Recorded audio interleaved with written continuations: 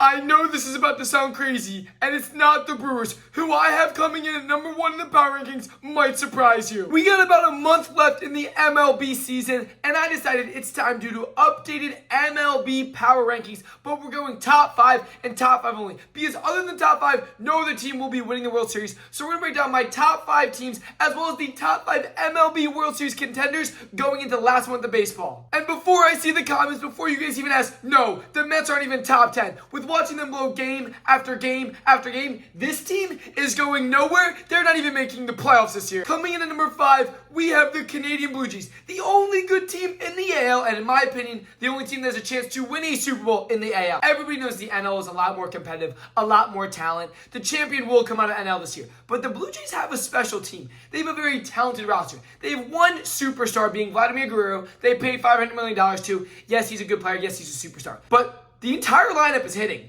And this Blue Jays team has a certain chemistry that they want to win. When your team's playing well together, you have Bichette, you have Georgie Sprinkler, you have a lot of players that are really kind of no-names or newer in the league that are starting to feed off each other. Now, the pitching is still a little bit shaky. They have a good starting rotation, but that bullpen, that's going to be their downfall. The bullpen has been choking recently, but if the Blue Jays offense can stay up to par where they're at, they're going to be the team to beat in the AL. I don't think the Mariners can beat them in a 7-game series. I don't think the Tigers can. And the Astros, unless they're cheating, they can't beat them. Coming in at number 4, we have the Milwaukee Brewers. And before y'all start flaming me in the comments, here's why I don't even think they're a top 2 team. Yes, while they're on a 12-game win streak, they have the best record in the MLB. They got hot too early. They cannot keep playing this good of ball for another month and a half and then go into another month of the postseason. Yes, you have a good roster. You have a young roster. You are poverty. You do not have the same money. You're not paying all these superstars. You have young talent, which is good, but they'll choke in the postseason. And in my opinion, I do not see the Brewers making it out of the NLCS. Now, you can prove me wrong.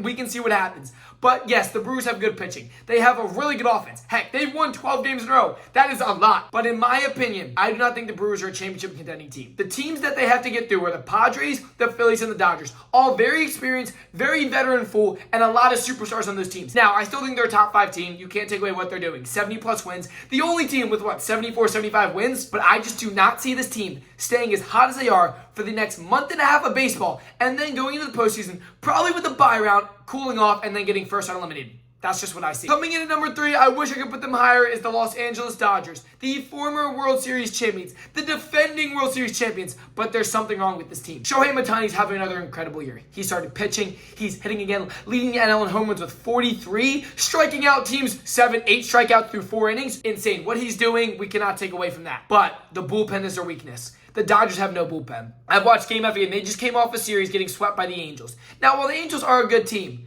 it's not a team that should be sweeping the Dodgers. And this isn't their first time. They are 9-0 against the Dodgers this year. So the Dodgers have a phenomenally talented, the most money in the entire MLB to spend. But they're lacking bullpen. Whether it's due to the injuries, whether it's due to the guys showing up when they can, their bullpen is blowing game after game after game. No matter what Shohei Ohtani does, hitting a go-ahead home run against the Angels in the 9th inning to give them a lead just for the bullpen to blow it, go to extra innings, and lose the game. The Dodgers have a missing piece. They should have went out at the deadline, and they should have given everything they had to get a star bullpen, like Duran, like the Phillies did. But they didn't. They thought they were fine with what they had. And that might come back to bite them. The Padres just took back first place in their division for the first time all season. The Dodgers are no longer in first place. Coming in at number 2, and I hate to say this as a Phillies fan, it's the San Diego Padres. They are playing incredible ball right now. And again, I hate to say this, they have one of the best bullpens in baseball. They already had it before the trade deadline. Then they went out and got Mason freaking Miller. I don't know how they got away with that. I don't know how that was even done. But they did. And now their bullpen is scary. Their bullpen is going to be what wins them in the postseason. Pitching wins championships. And then their offensive talent, Tatis Jr., Manny Machado, Merrill Kelly, they're starting to build a super team. I don't think Dodgers fans want to admit that, but the Dodgers-Padres rivalry is going to continue growing because the Padres are going to keep getting better. They keep adding talent, and they're adding young talent. Now, Manny Machado is an old head, so yeah, he's the veteran on the team. But Tatis, Merrill Kelly, I mean, look at the starting rotation is their weakness, though.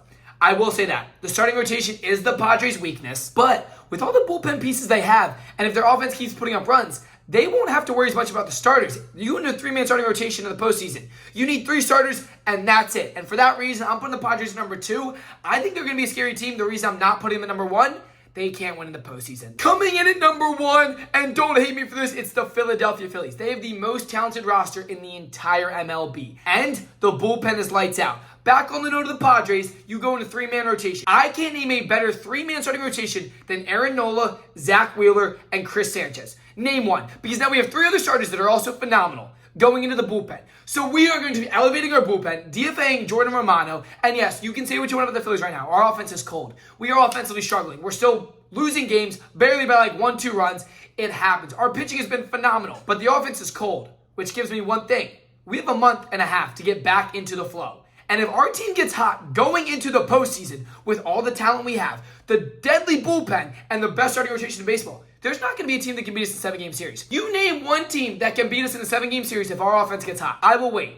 You go Trey Turner, Kyle Schwarber, Bryce Harper, Alec Bohm. I mean, that's just the start. That 4 alone should scare teams. I think it's a better starting 4 than the Dodgers. I think it beats the top 4 in the Dodgers. Now, I think it's very close. I think those are the 2 most talented teams. The Dodgers and the Phillies have the most talent. But it comes down to who's playing well in the postseason. And Dodgers did that well, yes, last year. But the Phillies, they've been knocking on the door year after year since 2021. Losing in the World Series, losing in the NLDS, losing in the NLCS. Now it's time to break through. I've seen the Eagles do this. Lose, knock on the door, lose. Now it's time for the Phillies to finally break through, and here's why I have a lot of confidence in the Phillies. Rob Thompson's job is on the line. He's had this talented roster. He's kept it pretty much the same for the last 4 years because he likes it, and I do too. They have the most talent in the MLB. But if you do not come back with a trophy this year, you will be fired. I hate to say this. Bryce Harper will win a ring in Philly, but the window is closing, and this is the year for the Phillies. I want y'all to let me know down below what y'all think about my top 5 rankings, and who do y'all have in the top 5 going into the postseason. And if you guys are brand new, make sure to hit that subscribe button. We post videos every day. We're live every day, and we'll see you guys in the next one. Peace out, baby.